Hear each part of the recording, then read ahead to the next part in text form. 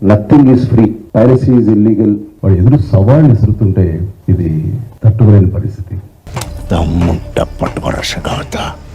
ఇలాంటి దుర్మార్గుల్ని ఎన్కౌంటర్లు చేయాలి.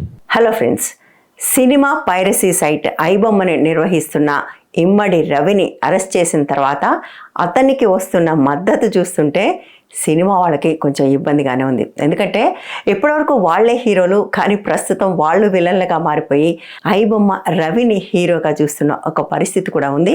మీరు దానికి సంబంధించిన వీడియోల్లో ఎక్కడికి వెళ్ళి చూసినా సోషల్ మీడియాలో అతన్ని పట్టుకోవటం పట్ల వ్యతిరేకత వ్యక్తం అవుతుంది, విపరీతంగా సపోర్ట్ వస్తుంది. ఐబొమ్మ రవి అంటే మాలాంటి పేదవాళ్ళకి దేవుడైన, మాకు మంచి చేశారు కాబట్టి మంచి అంటున్నాము. 1000 రూపాయలు రేటు పెడితే ఎవరు సినిమా చూస్తారు? రవికి సపోర్ట్ చేయడం కన్నా ఫస్ట్ ప్రొడ్యూసర్లు మారాలంటానన్నా నేను. ఇంట్లో తినడానికి లేకపోయినా తల్లిదండ్రులు మీద తగాదు పెట్టుకొని ఒకళ్ళ పిల్లం వస్తే పిల్లం మీద తగాదు పెట్టుకొని తీసుకొని పోతాను. మా హీరో శ్రమ అవుతుంది, మా హీరో శ్రమ అవుతుంది. మరి ఏ హీరో దీని గురించి ఆలోచిస్తారా? మీరైతే కోట్లు తీసుకుంటారు, కానీ ఇన్నాళ్ళు హీరోలకి ఎంత ఉందా? దాని పరంగా కూడా ఆలోచించాలి కదా. అతను కేసు వాదించడానికి ఒక లాయర్ ముందుకు వస్తే అతనికి కూడా విపరీతంగా సపోర్ట్ పెరుగుతుంది. ఇదంతా చూసిన తర్వాత దీన్ని కొంచెం డీప్గా డిగ్ చేయడానికి నేను ప్రయత్నం చేస్తే అందరికీ కనపడుతున్న ఒక రీజన్, అఫ్ కోర్స్, విపరీతంగా టికెట్ల ప్రైజ్ పెంచడం వల్లనే వాళ్ళందరూ ఐబొమ్మ రవిని సపోర్ట్ చేస్తున్నారు అనేది పైన కనపడే కారణమే. కానీ దానికి కనపడని మరొక 2 చాలా కీలకమైన కారణాలు కూడా ఉన్నాయి. అవన్నీ కూడా మనం మాట్లాడుకుందాం. ఇప్పటిదాకా ఛానల్ సబ్స్క్రైబ్ చేయకపోతే ఛానల్ని సబ్స్క్రైబ్ చేయండి, సపోర్ట్ కూడా చేయండి. ఇకపోతే ఐబొమ్మ రవి ఎందుకు హీరో అయ్యాడు, ఎందుకు హీరోలందరూ సడన్గా విలన్లుగా మారిపోయారు అంటే, ముందే చెప్పినట్టుగా కేవలం టికెట్ల ప్రైస్ మాత్రమే కాదు, దానికి మించిన డీప్ రూటెడ్ కల్చరల్ లేదా కండిషనింగ్ కారణం కూడా ఉంది. ఈ మధ్యకాలంలో హిట్ అయిన ప్రతి సినిమా కూడా యాంటీ హీరోనే హీరో అయిన పరిస్థితి. అంటే స్మగ్లర్సు, గ్యాంగ్స్టర్స్, రాబర్సు, ఇలాంటి వాళ్ళందరినీ హీరోస్గా చూపించి, అంటే వీళ్ళు వీక్ పీపుల్, అతిపెద్ద సిస్టమ్ని, పవర్ని ఈ వీక్ పీపుల్ ఛాలెంజ్ చేసి గెలవటమే అన్ని సినిమాల్లోనూ ఈ మధ్య వస్తున్న వృత్తాంతం. సో యాంటీ హీరోసే హీరోసు. ఈ సినిమాలు చూస్తూ పెరిగిన అనేక మంది యూత్కి వాళ్ళు హీరోలుగా అనిపించడంలో తప్పే ఉంది. ఒక రకంగా చెప్పాలంటే ఇండస్ట్రీ ఏ ఐకాన్ అయితే క్రియేట్ చేసి సెలబ్రేట్ చేస్తూ వచ్చిందో అదే ఐకాన్ ఐబొమ్మ రవి అయ్యాడు. ఇది పైరసీ ఇండస్ట్రీకి సంబంధించిన విషయం కాదు. ఇండస్ట్రీ ఒక ఐకాన్ని క్రియేట్ చేసింది ఓవర్ ఏ పీరియడ్. నువ్వు నన్ను ఎప్పటికీ పట్టుకోలేవు. అలాగే సేమ్ ఛాలెంజ్ కూడా ఇతను కూడా విసిరాడు కదా. చేతనైతే పట్టుకోండి అని ఛాలెంజ్ చేశాడు, అంత పెద్ద ఇండస్ట్రీకి ఎదురుగా నిలిచాడు. అంటే ఎవరైతే సిస్టమ్ని బ్రేక్ చేస్తారో లేదా సిస్టమ్ని ఎదిరిస్తారో అది ఒక స్టైల్, అదే హీరోయిజం అనే ఒక ఇమేజ్ని క్రియేట్ చేసిన తర్వాత అదే పని చేసిన వాళ్ళ పట్ల అటువంటి క్రేజ్ ఏర్పడటం అనేది చాలా సహజం.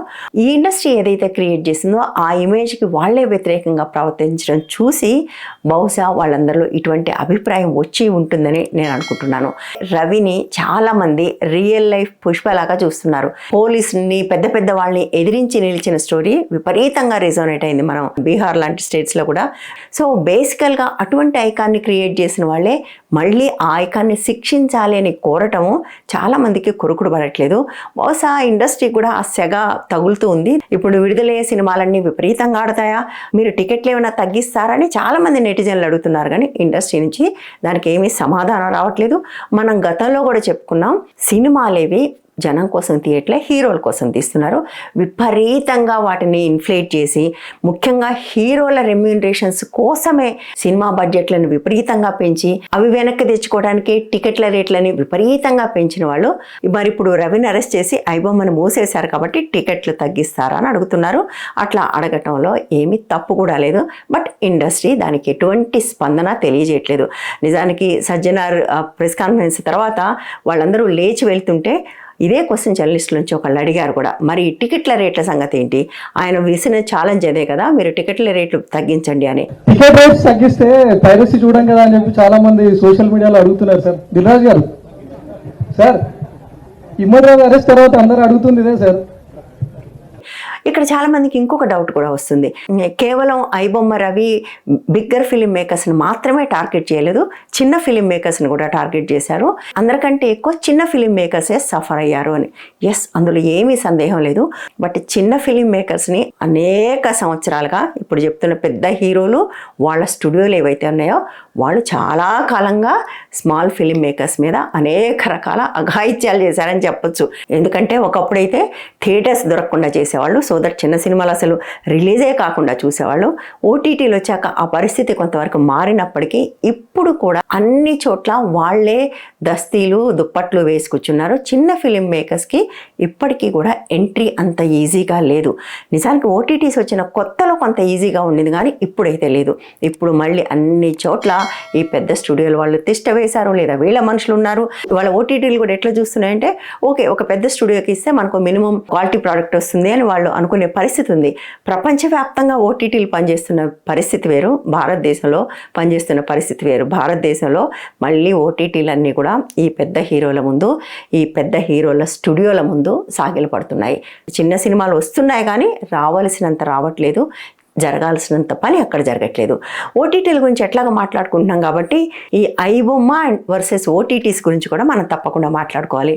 ఓటీటీ ఫ్రస్ట్రేషన్ అనే మాట ఎవరన్నా విన్నారా? ఎందుకంటే నేను ఓటీటీ ఫ్రస్ట్రేటెడ్. నా దగ్గర 3, 4 ఓటీటీలు ఉన్నాయి. ఫలానా ఓటీటీలో ఒక సినిమా బాగుంది అని దాన్ని సబ్స్క్రైబ్ చేస్తాం. నెలకు కట్టే బదులు వాడు చూపిస్తాడు కదా, నెలకైతే ఇంత, దాన్ని కొంచెం ఎక్కువ కడితేనే 3 నెలలు, ఇంకొంచెం ఎక్కువ కడితే సంవత్సరం అంటే మనం టెంప్ట్ అయిపోయి సంవత్సరానికి కట్టేస్తాం. కట్టిన తర్వాత మళ్ళీ ఏదో ఒక సినిమా వచ్చింది ఫలానా ఓటీటీలో అంటారు.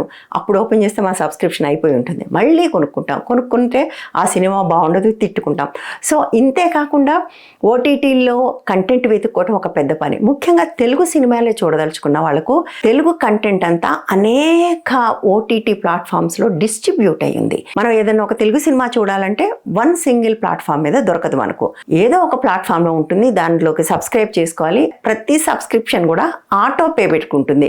ఒకవైపు కంటెంట్ ఫ్రస్ట్రేషన్, ఇంకొక వైపు సబ్స్క్రిప్షన్ ఫ్రస్ట్రేషన్, ఇంకొకటి సెర్చ్ ఫ్రస్ట్రేషన్. ఇన్ని రకాల ఫ్రస్ట్రేషన్స్ ఉంటాయి. వీటన్నిటి మధ్యలో ఐబొమ్మ ఒక ఒయాసిస్ లాగా కనపడింది అని చాలా మంది చెప్తున్నారు. ఎందుకు చాలా మంది అంటున్నారంటే, నేను ఎప్పుడు ఐబొమ్మలో సినిమా చూడలేదు, నవ్ ఐ రిగ్రెట్, అసలు అది ఎట్లా పనిచేస్తుందో చూసి ఉండాల్సింది అని. నేను చాలా మంది పిల్లలతో మాట్లాడాను, టెకీలతో మాట్లాడాను.